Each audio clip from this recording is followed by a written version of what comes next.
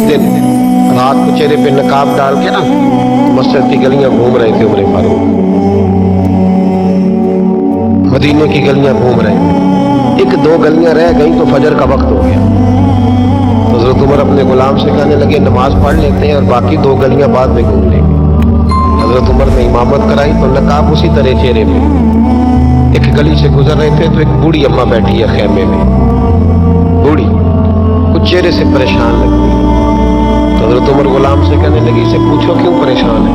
हमारा तो अपना अब्बा परेशान रहता है, हम पूछते नहीं, हम नहीं पूछते। हमारी अपनी अम्मा रोती रहती है कि चलो 2 घड़ियां रात को आके बैठेगा मेरे पास, लेकिन वो आता है 2 दर्जन किलो लेके और सीधा अपने कमरे में जाता है और बेगम साहिबा से कहता है कि 6 अम्मा को भी दे आऊं, उसने कौन सा खाने हैं? तो वो प्लेट में लेके आती है। फिर माँ का दिल टूटता है कि ये कमाई तो मेरी थी, ये तो बूटा मैंने पाला था, लेकिन ये किस व्यापारी के हाथ चढ़ गया। हम तो अपने माँ बाप को टाइम नहीं देते, लेकिन जब लोग अल्लाह से डरते थे रवैया क्या था। हजरत उमर फारूक रज़ी अल्लाह ताला अन्हु खादिम से कहने लगे बूढ़ी से पूछो।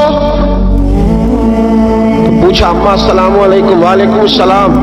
अम्मा क्या बात है? तो अम्मा कहने लगी जाओ दौड़ो, तुम्हें क्यों बताऊं, देहात की सीधी सादी बीबी, जाओ भाग जाओ। कहा नहीं अम्मा मेहरबानी करो, अंदर तो आने दो। बड़ी मिन्नत के बाद अम्मा मानी। उमर फारूक आम आदमी नहीं जिससे दुनिया कांपती है। हजरत उमर अंदर गए। अम्मा क्यों परेशान हो? तो अम्मा कहने लगी तुम्हें क्यों बताऊं, मेरा अपना दुख है। चल अम्मा बता दे, तेरी मेहरबानी। तो अम्मा कहने लगी मैं एक बेवा हूँ, बे औलाद, कोई मेरा सहारा नहीं। मुझे उमर फारूक से बड़ी शिकायत, मेरे ऊपर 25 दिनार का कर्जा चढ़ गया है और 3 दिन हो गए मैंने रोटी नहीं खाई और उमर ने मेरी खबर नहीं ली। हजरत उमर को पता चल गया लावारस है, इसका कोई 2, 4, 10 हज़ार वोट कोई नहीं। एक को मेके से 6 मुरब्बे नहीं लेके आई, एक अकेली तने तनहा। तो भाई जब अल्लाह का खौफ होता है तो फिर इंसान इन गरीबों को भी बनाता है। फिर रेड़ी वाले की भी अहमियत बढ़ जाती है, फिर रक्शे वाले की कदर भी बढ़ जाती है। हजरत उमर फारूक रज़ी अल्लाह ताला अन्हु कहने लगे अम्मा उमर से शिकवा है? कहा जनाब उमर कहते हैं मैंने एक जुमला कहा तो अम्मा ने तो मुझे लाजवाब कर दिया। मैंने कहा अम्मा उमर को क्या पता कि तू भूखी है और मकरूज है, उसे क्या खबर? तो अम्मा कहने लगी क्या कहा तुमने? उमर को खबर नहीं, उसे पता नहीं? तो उमर से कहो ना छोड़ दे हुकूमत, उसके हवाले करे जो खबर रख सकता है। क्यों बैठा है फिर? हमारे हुक्मरान कहते हैं अभी मैं सदमे में हूँ, निकलूंगा तो बात करूंगा, ना इधर उधर की तो बात कर। ये बता कि काफिला क्यों लुटा, मुझे राहजनों से गरज नहीं, तेरी राहबरी का सवाल है। हाँ तुझे जवाब देना पड़ेगा। हजरत सैयदना उमर फारूक रज़ी अल्लाह ताला अन्हु से अम्मा कहने लगी नहीं खबर रख सकता तो हुकूमत क्यों करता है, छोड़ता क्यों नहीं? तो हजरत उमर कहते हैं मैं कांपने लगा, दौड़े गए जनाब उमर। मैंने कहा इस अम्मा का 6000 वोट नहीं कि इसकी कदर की जाए, ये अम्मा कोई बहुत ऑक्सफोर्ड यूनिवर्सिटी की डिग्री होल्डर नहीं कि इसकी बात मानी जाए कि लावारस और बेवा बीबी। उमर दौड़े गए, घर से अनाज का थैला कंधे पे रखा, 25 दिनार भी लिए, पक्का पकाया खाना भी लिया। खादिम कहने लगा हुजूर मुझे दे दे, मैं उठा लेता हूँ। तो हज़रत उमर फरमाने लगे चल वादा कर कयामत के दिन भी मेरा बोझ उठाएगा। कहने लगा जी नहीं वहां नहीं उठा सकता। फरमाया फिर आज भी ना उठा, मुझे ही उठाने दे, ये मेरा बोझ है तो मुझे ही। अम्मा के सामने 25 दिनार भी रखे। फिर अम्मा को हजरत फारूक आज़म ने 2 महीने का राशन भी दिया, फिर पका पकाया खाना भी दिया। मामूली आदमी की बात नहीं कर रहा, 24 लाख मुरब्बा मील का हुक्मरान। हजरत उमर मदीने में बैठ के कभी ललकार दे तो कैसर और किसरा की टांगे कांपे।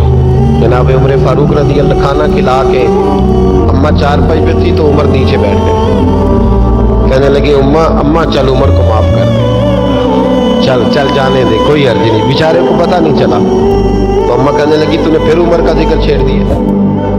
बेटे मेरे घाव बड़े गहरे हैं, मेरे जख्म बड़े सख्त, कलेजा फटे तो तुझे दिखाऊं कितनी तकलीफ में हूं। मैं तो पका हुआ फाल हूं, किसी वक्त भी दुनिया से चली जाऊंगी, मैंने उमर को माफ नहीं करना। जब मैं कब्र में जाऊंगी ना, नबी करीम अलैहिस्सलाम आएंगे तो मैं उमर की शिकायत करूंगी। मैं कहूंगी हुजूर इससे पूछिए या रसूल अल्लाह बेवा और बूढ़ी का ख्याल ही नहीं किया। آپ کے غلام کہتے ہیں میں نے عمر کو کبھی اتنا روتے نہیں دیکھا جتنا آج روئے. کہنے لگی اماں عمر کو میں جانتا ہوں وہ کمزور ہے, یہ شکایت نہ لگانا, وہ کمزور ہے, مقابلہ نہیں کر سکے, یہ شکایت نہ لگانا, چل معاف کر دے.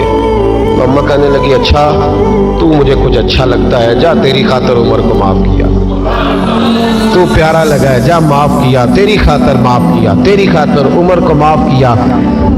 حضرت عمر فاروق کہنے لگے مجھے لکھ کے دو. کون اتنے جتن کرتا ہے, کون؟ کسی سے کہنا کہ اپنی اماں کو منا لے, تو کہتے ہیں نہیں نہیں میری غلطی کوئی نہیں, تو مناؤ کس بات. ہمیں تو بیسیوں دلیلیں آتی ہیں. جا ابا کے پیر پکڑ لے.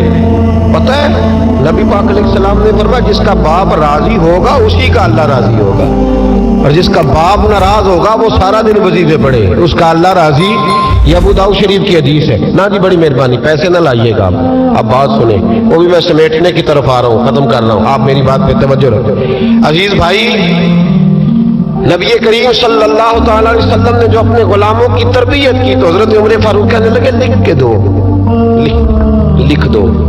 تو اماں کہنے لگی آپ لکھیں میں سائن کر دیتی ہوں, آپ لکھ دیں میں سائن کرتی ہوں. حضرت عمر نے لکھا فلاں بنت فلاں کو عمر سے شکایت تھی, پھر انہوں نے عمر کو معاف کر دیا.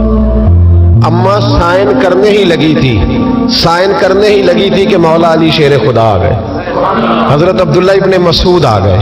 اوہو عمر یہاں بیٹھے ہوئے ہو, میں سارے مدینے میں تلاش کر رہا تھا, یہاں بیٹھے ہو, وہ کچھ لوگ ملنے آئے, نکلو. اماں نے سنا کہ یہ عمر تھے تو اماں اٹھ کے کھڑی ہو. آئے ہائے عمر تھے, آپ عمر تھے. تو جناب عمر کہنے لگے اماں تو نے جو کہا ٹھیک کہا, لیکن اپنے وعدے پہ قائم رہا, یہ ذرا سائن کر دے. اماں نے سائن کیے. تو حضرت عمر فاروق فرمانے لگے علی آ گئے ہو تو بطور گواہ تم بھی دستخط کر دو. عبداللہ ابن مسعود تم بھی بطور گواہ جب سائن ہوئے تو جناب عمر نے رکا لپیٹا اور مولا علی شیر خدا سے فرمانے لگے علی یہ رکھ لو, مجھے لگتا ہے میں تم سے پہلے دنیا سے جاؤں گا, اور جب میں پردہ کر جاؤں نا تو یہ رکا میرے کفن میں رکھ دینا. اگر حضور علیہ السلام نے پوچھا نا میری امت کے ساتھ کیا سلوک کر کے آئے ہو, تو رکا نکال کے کہوں گا یا رسول اللہ ایک بوڑھی ناراض تھی, میں اسے بھی راضی کر کے آیا. حضور یہ میں راضی. بھائی جب تک ہم اللہ سے نہیں ڈرتے معاشرہ اصلاح پذیر نہیں ہو سکتا. جب تک یہ وظیفہ پک نہیں جاتا کہ اللہ میرے ساتھ ہے اور اللہ مجھے دیکھ رہا ہے, تب تک حالات بہتر نہیں ہو سکتے. جب انسان یہ وظیفہ پکا لیتا ہے تو پھر چیونٹی پہ بھی ظلم نہیں کرتا.